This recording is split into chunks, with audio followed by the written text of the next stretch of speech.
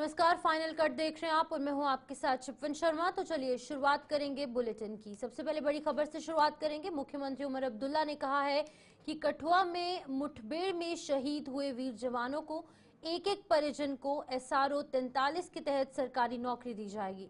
मुख्यमंत्री ने बताया है कि सरकार SRO 43 के तहत पीड़ित परिवारों को लाभ देने को प्रतिबद्ध है और ईद के बाद दफ्तर खुलते ही चारों परिवारों की फाइलें तैयार कर शहीदों के एक एक परिजन को सरकारी नौकरी सहित अन्य लाभ भी दे दिए जाएंगे।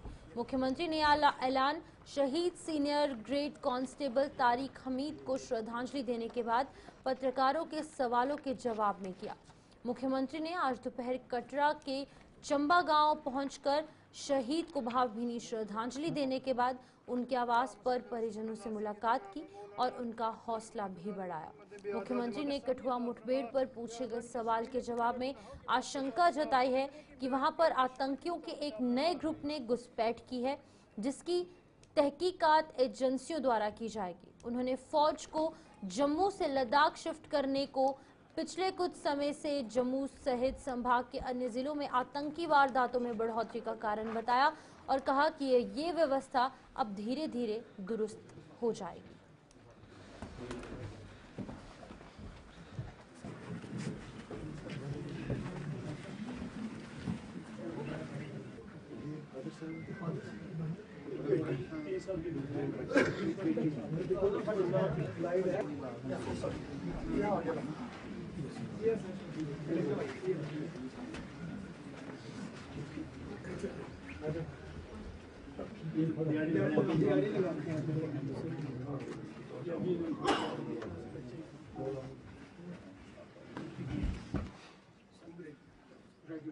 ये कानून हमारा है SRO 43 के तहत जिसकी भी जान सर्विस के दौरान जाए या जो भी मिलिटेंसी का शिकार हो, उन्हें SRO 43 के तहत नौकरी मिल ही जाती है।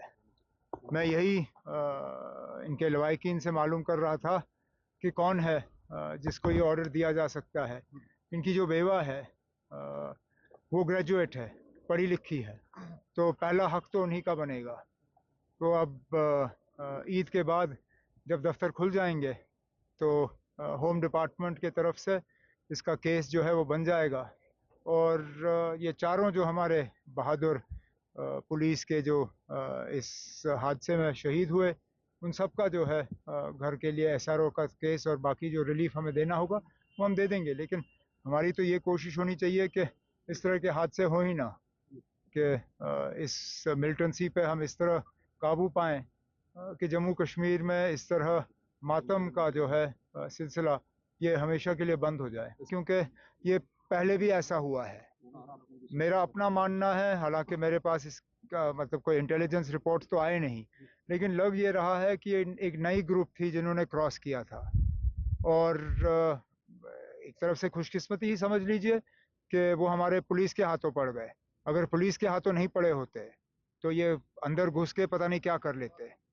अब हमारे 4 बहादुर पुलिस के जवान जो हैं उन्होंने अपनी जान की कुर्बानी तो दी, लेकिन मुझे लगता है कि कई मासूम जानें जो हैं वो इस सिलसिले में बचा चुके हैं और आगे जो इसमें तहकीकात करनी होगी वो एजेंसियों की तरफ से तहकीकात होगी।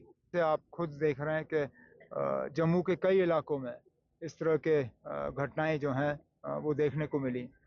ये रियासी ज़िले में भी यात्रियों के बस पे जो हमला हुआ, जम्मू शहर में हमले हुए हैं। इसके पीछे वजह यह है कि जब चीन ने लद्दाख में आक्रमण किया या वो घुस गए, उसके लिए हमें फ़ौज की ज़रूरत थी और फ़ौज वादी से हम हटा नहीं सकते थे, तो फौरी तौर जम्मू में जो फ़ौज तैनात थी उनको लद्दाख भेजा गया, जिस वजह से कहीं कमी आई। अब उस कमी को आहिस्ता आहिस्ता दुरुस्त किया जाएगा।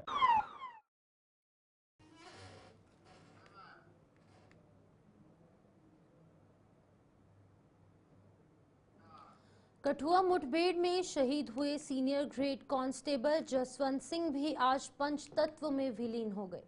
हीरानगर में उनके पैतृक गांव लूंडी में आज उनका अंतिम संस्कार कर दिया गया, जिसमें कि हजारों की संख्या में लोगों ने उन्हें नम आंखों से अंतिम विदाई दी।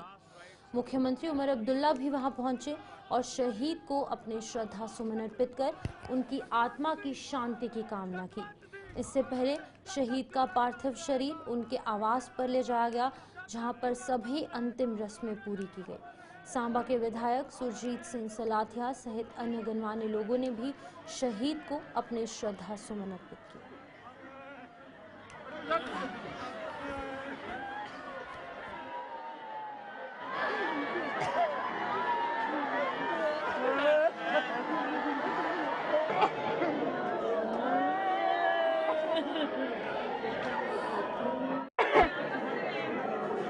उमर अब्दुल्ला जी यहाँ पर पहुंचे थे।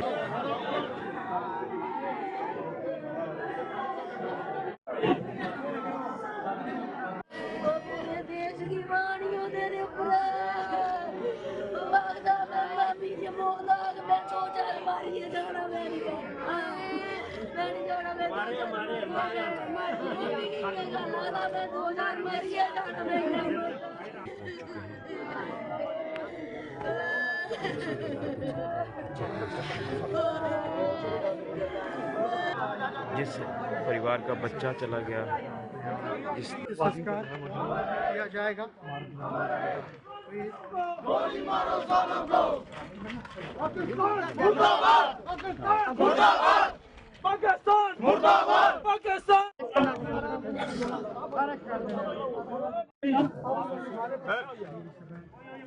बड़ी दुखदायक घटना हुई है जिसमें हमारे 4 जवान शहीद हुए हैं।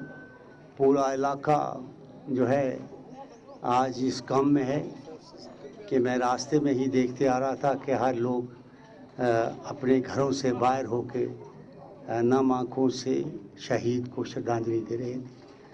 और उसी की कड़ी में आज इस गांव के जसवंत सिंह जी, जिनको हम शहादत उन्होंने दी है, हम ईश्वर से प्रार्थना करते हैं कि उनके परिवार को, उनके बच्चों को ईश्वर हिम्मत दे कि इस सदमे को वो बर्दाश्त कर सके और भगवान उनके अपने चरणों में वास दे। देखिए, सिक्योरिटी फोर्सेस हमारी सक्षम हैं, बॉर्डर में मजबूती है, जो भी आएगा वो वापस नहीं जाएगा।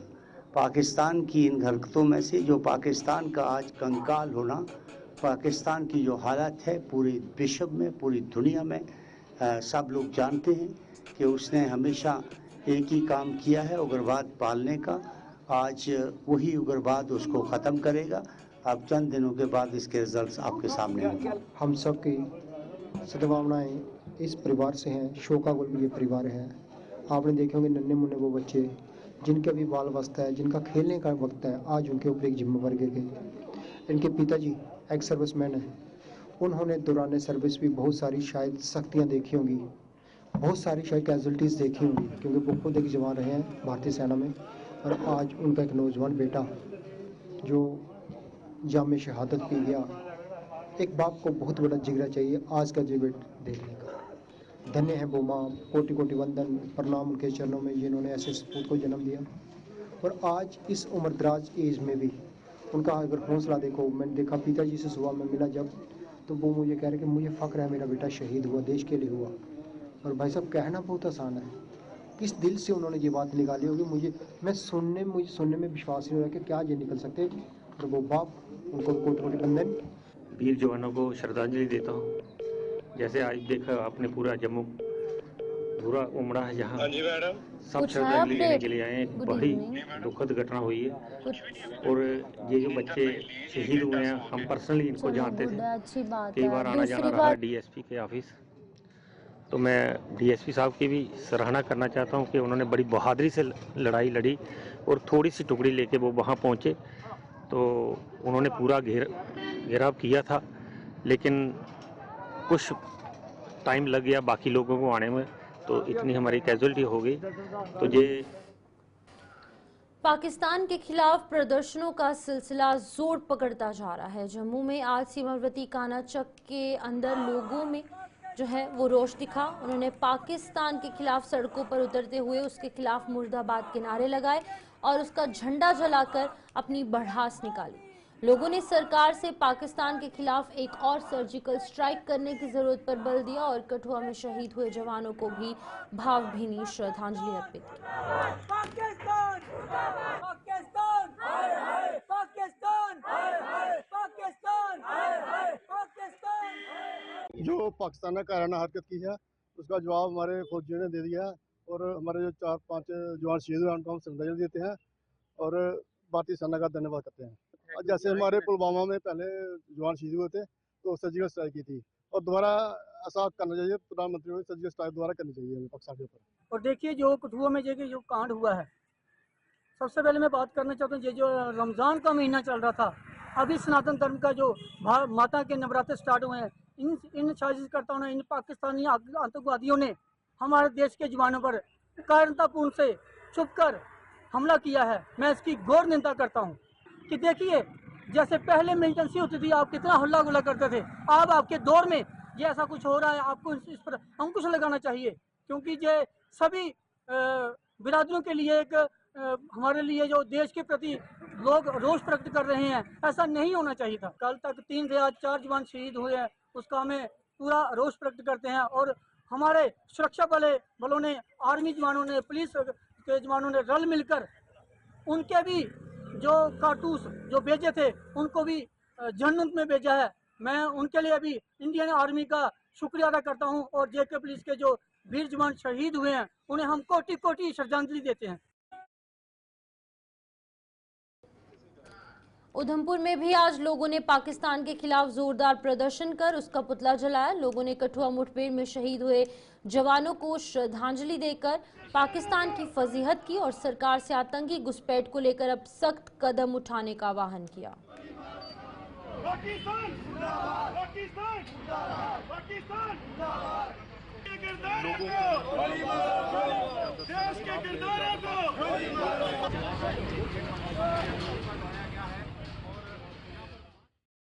हमारे जवान शहीद हुए हैं, देश के लिए समर्पित हुए हैं, हम उनको श्रद्धांजलि देते हैं और भगवान से दुआ करते हैं कि उनको अपने चरणों में जगह दे और उनके घर वालों को ये शक्ति प्रदान करे कि वो इस सदमे को बर्दाश्त कर सकें, क्योंकि घर से जब कोई एक सदस्य चला जाता है तो उसकी जो कमी है वो घर वाले ही महसूस कर सकते हैं। हम तो एक दिन में नारा लगाएंगे, प्रदर्शन करेंगे, लेकिन जो उनकी जो कमी है वो पूरी उम्र उनको सताएगी। पैसे से कुछ नहीं होता सर, पैसा देने से तो कभी इंसान वापस नहीं आते, लेकिन हमारा जो फेलियर होता है, हमारी जो कमी होती है, जिसकी वजह से ये हमारे लोग मारे जा रहे हैं, हमारे जवान जो शहीद हो रहे हैं, तो हमें उस फेलियर को पहचानना चाहिए। हमारी गलती कहाँ से हो रही है, ये लोग आते कहाँ से हैं, ये लोग कोई उड़ के तो आते नहीं, आते तो कहीं रास्ते से हैं, कहीं तो इन लोगों की मदद हो रही है, कोई तो इनको मदद कर रहा है। हमारे पास इतनी एजेंसीज हैं, इतनी हाई लेवल की हमारे पास पावर है, फिर भी हमारा ये फेलियर है कि ये लोग हमारे घरों में, हमारे एरिया में आते हैं और हमारे भाइयों को शहीद करके चले जाते हैं। तो हमारी सरकार से ये डिमांड है कि इनके लोगों के रास्ते बंद कर देने चाहिए। आज मां चंडी को समर्पित डोगरी भजन रिलीज किया गया। इस भजन को गायिका कविता दत्त ने अपनी आवाज दी है, जिसका विमोचन भारतीय जनता पार्टी के पूर्व राज्य महासचिव मुनीश शर्मा ने किया। मुनीश शर्मा ने इस भजन को तैयार करने वाली पूरी टीम के प्रयासों को सराहा और भविष्य के लिए अपनी शुभकामनाएं दी।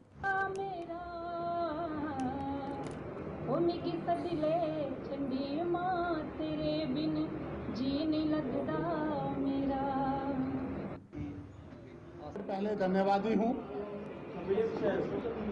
हमारी बहन जिन्होंने ये डोगरी भजन मिगी सज्जी लै मचेला वाली माँ, ये डोगरी भजन जो गाया, और आज मैं सौभाग्यशाली भी हूँ कि मुझे माँ चंडी का ये डोगरी भजन रिलीज़ करने का अवसर प्रदान हुआ। मैं बड़ा शुक्रगुजार हूँ प्रोफेसर दलजीत सिंह मनाज जी का, जो इस भजन के प्रोड्यूसर और डायरेक्टर हैं, सोनू रायपुरिया जी का जिन्होंने इसको लिखा है, मेहता साहब जिन्होंने इसकी शूटिंग करवाई, और कविता जी के साथ उनके हस्बैंड भी हैं, उनकी माताश्री भी हैं, उनकी बच्ची जिसने इसमें माँ का रोल अदा किया। ऐसी सभी टीम का आज मैं तहे दिल से धन्यवादी हूँ। बहुत ही प्यार मिला है सभी कल रविवार से शुरू होने जा रहे पवित्र नवरात्रों के मद्देनजर ट्रैफिक पुलिस द्वारा यातायात को लेकर एक एडवाइजरी जारी की गई है। ये एडवाइजरी बाहू फोर्ट स्थित मां काली मंदिर में आने वाले श्रद्धालुओं की सुविधा के लिए जारी की गई है। एसएसपी ट्रैफिक फैजल कुरैशी ने बताया कि मां काली के मंदिर में आने वाले श्रद्धालुओं को कोई दिक्कत ना हो, इसके लिए ही बागे बहू की तरफ से गाड़ियां जो है वो मंदिर की ओर जा पाएंगी। वहां से बाहर आने के लिए गाड़ियों को बागे बहू पुलिस स्टेशन के नजदीक वाला रास्ता अपनाना पड़ेगा। कल से नवरात्रा का पावन अवसर शुरू होगा और परसों 31 या पहली को ईद उल फितर मनाई जाएगी। तो इसके लिए हम इसको देखते हुए हमने एक एडवाइजरी शाया की है, ट्रैफिक एडवाइजरी है, जिसमें कि लोगों को और कम्यूटर्स को बताया गया है कि आपने अगर दर्शन करने आना है या ईद उल फितर पे नमाज़ पढ़ने जाना है तो किस तरह से और कहाँ पार्किंग स्लॉट्स रखी गई हैं और किस तरह से आप जाएं और किस रूट से आप जाएं, ताकि आपको बिल्कुल कोई भी परेशानी ना आए दर्शन करते वक्त। जैसे कि हमने बागे बहू में जो बाबे वाली माता का काली माता का जो मंदिर है, उसके लिए जो भी दर्शन के लिए जाएंगे वहाँ पे बागे बहू में, उनके लिए हमने रखा है जो एंट्री पॉइंट है कासिम नगर से, फॉरेस्ट चेक पोस्ट से वो अंदर जाएं, वहाँ से अंदर एंटर करेंगे बागे बहू के लिए। और मंदिर के पास ही हमने 3-4 जगह स्लॉट्स पार्किंग के रखे हैं, जहाँ पे वो अपनी गाड़ियाँ पार्क करेंगे और आराम से जाके अपने दर्शन कर सकते हैं। सफिशेंट पार्किंग स्लॉट्स हैं, हमारी अवेलेबिलिटी है। और उनका जो एग्ज़िट है वो बागे बहू का जो पुलिस स्टेशन है वहाँ से ही उनका एग्ज़िट होगा, वहाँ से वो बाहर आएंगे। तो इस तरह से एक पूरा लूप, एक सर्कल हमने बनाया है ताकि इसमें कोई कंजेशन ना हो, जैमिंग ना हो और कोई अपोजिट साइड से कोई गाड़ी ना जाए। तो ये हमने शाया किया है ताकि लोग जो भी दर्शन के लिए जा रहे हैं उसको कोई भी किसी किस्म की कोई प्रॉब्लम ना आए। और रॉन्ग पार्किंग करनी भी नहीं चाहिए। तो मेरी तरफ से यही मैसेज है कि रॉन्ग पार्किंग ना करें, ताकि आप अगर दर्शन करने आए हैं तो पीछे जो आपकी लंबी लाइन लगी है दर्शन के लिए, उनका भी ख्याल करें। तो आप अपनी गाड़ी पार्किंग में लगाएं, आराम से आप जाएं, चालान से बचें और कोई वायलेशन से बचें। और वो भी खुद के लिए भी ठीक है कि वायलेशन से बचेंगे और दूसरे जो लोग आपके पीछे दर्शन के लिए आ रहे हैं वो भी आराम से और दर्शन कर सकेंगे। श्री माता वैष्णो देवी यात्रा को कटरा तक समेटने और अधूरा बनाने के बाद अब जम्मू से वार्षिक पवित्र अमरनाथ यात्रा छीनने की तैयारियां हो चुकी हैं। आपको बता दें कि ये आरोप लगाया गया है शिवसेना उद्धव भाला साहब ठाकरे की जम्मू कश्मीर इकाई ने। जम्मू में आज एक प्रेस कॉन्फ्रेंस के दौरान इकाई के अध्यक्ष मनीष साहनी ने यह आरोप लगाते हुए कहा है कि एक योजनाबद्ध तरीके से धार्मिक पर्यटन पर निर्भर जम्मू के व्यवसाय को खत्म करने की साजिशें रची जा रही हैं, जिन्हें कि बर्दाश्त नहीं किया जाएगा। और क्या कुछ कहा है मनीष साहनी ने, आइए आपको बताते हैं। संकेत मिल रहे हैं जो सरकार, आप याद कीजिए 2014 के अंदर जब पहली बार जम्मू से जो है कटरा के लिए रेल रवाना की जा रही थी, तो यहाँ के व्यापारियों ने, जम्मू के व्यापारियों ने कड़ा विरोध दर्ज किया था। और उस समय प्रधानमंत्री मनमोहन सिंह की सरकार द्वारा जो है वो वादा किया गया था कि मात्र 1-2 रेलगाड़ियां ही जो है वो कटरा की तरफ सीधे जो है वो रवाना की जाएंगी। मगर उसके बाद मोदी जी का शासनकाल आया और आज हालात ये हैं कि लगभग तमाम ट्रेन जो है, अधिकांश रेलगाड़ियां जो है वो सीधे जो है वो कटरा के लिए रवाना की जा रही हैं। आप याद कीजिए, इससे जो है जम्मू संभाग का व्यापार जो है वो काफी हद तक प्रभावित हुआ था। और दूसरा क्या था, श्री माता वैष्णो देवी यात्रा को भी जो है वो अधूरा कर दिया गया। वहाँ माता वैष्णो देवी आने वाले श्रद्धालु जो है जम्मू के ऐतिहासिक मंदिरों के दर्शनों से जो है वो अलग हो गए, वहाँ का आशीर्वाद नहीं प्राप्त कर पाए। पहला दर्शन कोल कंडोली और दूसरा देवा माई के दर्शनों से भी जो है वो लोग वंचित रह गए। और अब जो है सीधा आपने सुना है कि सीधा श्रीनगर के लिए भी जो है वो ट्रेन रवाना की जा रही है। हमें विकास और सुविधाओं से कोई परहेज नहीं है, मगर अगर जम्मू की अर्थव्यवस्था का जो है वो पूरी तरह से सत्यानाश कर दिया जाएगा, जम्मू की अर्थव्यवस्था को बर्बाद कर दिया जाएगा, तो हम जो है वो जरूर आगे आकर जो है वो आवाज बुलंद करेंगे कि जम्मू के साथ अमरनाथ यात्रा के भी जो है पूरी तरह से छीनने की कोशिशें की जा रही हैं। हमारी मांग है कि जम्मू की अर्थव्यवस्था की जो है गति देने के लिए योजनाएं बनाई जाए, उसको जमीनी स्तर पर लागू किया जाए और ताकि जम्मू की अर्थव्यवस्था को भी जो है वो आगे बढ़ सके, हमारा व्यापार भी जो है वो आगे बढ़े, जो इस समय बहुत ज़्यादा दयनीय स्थिति में पहुंच चुका है। सबसे पहले तो कल जो है जम्मू के डोगरा हॉल स्थित स्लॉटर हाउस के प्रवेश द्वार को दूसरी जगह लगाने की प्रक्रिया शुरू हो चुकी है। जम्मू नगर निगम के कमिश्नर डॉक्टर देवांश यादव ने आज लोगों की मांग पर इस स्लॉटर हाउस का दौरा कर प्रवेश द्वार को शिफ्ट करने के तौर तरीकों पर मंथन किया। उन्होंने बताया कि लोगों की धार्मिक आस्था का सम्मान करते हुए जम्मू नगर निगम ये प्रवेश द्वार शिफ्ट करने जा रहा है। इसके अलावा डोगरा हॉल में वेडिंग जोन बनाने पर भी विचार किया जा रहा है, ताकि इंदिरा चौक पर फुटपाथों पर रेडी फड़ी लगाने वालों को यहां पर शिफ्ट किया जा सके। तो यहां पर वेंडिंग जोन बनाने की जो तैयारी है उसको किया जा रहा है और इस पर विचार विमर्श किया जा रहा है। डोगरा हॉल के पास जो स्लॉटर हाउस है उसमें पब्लिक की काफ़ी कंप्लेंट्स आई कि उनकी आस्थाएं भी हैं, उसका एंट्रेंस चेंज करने की बात है, जिसको आज हम लोगों ने आज फील्ड विजिट के थ्रू देखा भी और उसको कंसिडर भी कर लिया है। बहुत जल्द लोगों के साथ जो बातचीत हुई उसी हिसाब से काम भी शुरू हो जाएगा। साथ साथ हम लोग देख रहे हैं कि जैसे जैसे जेएमसी अपना बजट प्लानिंग कर रहा है उसमें पुराने हमारे मार्केट से, जैसे इंदिरा चौक पे मार्केट है, यहाँ पे भी हम लोग मॉडल वेंडिंग जोन बनाना चाहते हैं, जिससे कि जितने भी रेडी फड़ी वाले फुटपाथ्स पे लगाते हैं उनको बाकी जगह पे लगाने का मौका मिले। तो उसी विजिट के लिए आज हम लोग आए हुए हैं और बहुत जल्द इसका भी हम लोग प्लान फाइनल करने वाले हैं। उधमपुर के डीएसपी ट्रैफिक जितेंद्र सिंह ने आज जिले के ट्रांसपोर्टरों के साथ बैठक कर उनकी समस्याएं सुनी और साथ ही साथ उनसे यातायात व्यवस्था में और सुधार लाने का आह्वान किया। आपको बता दें कि ट्रांसपोर्टरों को पेश आ रही समस्याएं जो है उनका संज्ञान लेते हुए उन्हें उच्च अधिकारियों तक पहुंचाने का उन्होंने आश्वासन दिया और कहा कि सड़क हादसों में मासूम लोगों की जानें ना जाएं, इसके लिए ट्रांसपोर्टर और ट्रैफिक पुलिस हर संभव कदम उठाने को प्रतिबद्ध है। सुनिए क्या कुछ कहा है डीएसपी ट्रैफिक जितेंद्र सिंह ने। तो हमने आज उनकी भी जो इश्यूज थे, जो प्रॉब्लम्स थी, वो हमने सारी ही यहाँ पे हमने नोट की ताकि हायर अप्स को बताई जाए। जहाँ पे उन्होंने ये बताया कि हमें जो चलानिंग है, जहाँ पे हमें अल्ट्रेशन की होती है या हमें सिटी में कंजेशंस के कारण प्राइवेट व्हीकल्स जो हैं वो भी काफ़ी संख्या में चल रहे हैं उधमपुर में और उन पर नकेल कसी जाए, वो हमने नोट कर ली। और उनको बताया कि ट्रैफिक पुलिस की तरफ से हमारा ये कोशिश रहती है कि हम लोगों की सुरक्षा का ध्यान रखें, ना कि हमारा ये कोई टारगेट है कि हम सिर्फ चलान ही करें ज़्यादा से ज़्यादा। ये हमारा कोई ऐसा मकसद नहीं रहता। मकसद सिर्फ ये रहता है कि जो इनोसेंट लोग रोड पे ना मरें, जो हमारे भाई बहन छोटे बच्चे जो किसी ना किसी ट्रक के नीचे आके अपनी ज़िंदगी गंवा देते हैं, तो वो इंश्योर हो कि सेफ्टी रहे लोगों को। लोग सारे यहाँ पे जितने हमारे शहरी हैं उनको पाबंद किया जाए कि सीट बेल्ट पहने, सेफ्टी रखें। उसके साथ साथ हमने जितने भी हमारे यहाँ पे एसोसिएशंस के हेड्स और हमारे जो मिनी बस ऑपरेटर या अपने उनके एसोसिएशन के यहाँ पे प्रेसिडेंट्स वगैरह आए थे, उनको भी हमने बताया कि वो ओवरलोडिंग का अपने ड्राइवर्स को इंस्ट्रक्शंस दें। क्या जहाँ जहाँ पे बसेस जाती हैं, जहाँ पे हंगरी रूट्स हैं, जो रिमोट एरियाज़ में बसें जाती हैं, जहाँ पे रिस्की रोड्स रहती हैं, तो वहाँ पे इंश्योर करें कि ओवरलोडिंग ना हो। और जो डॉक्यूमेंट्स जो सारे हैं, जो जितने भी डॉक्यूमेंट्स उनके एमडी डिपार्टमेंट।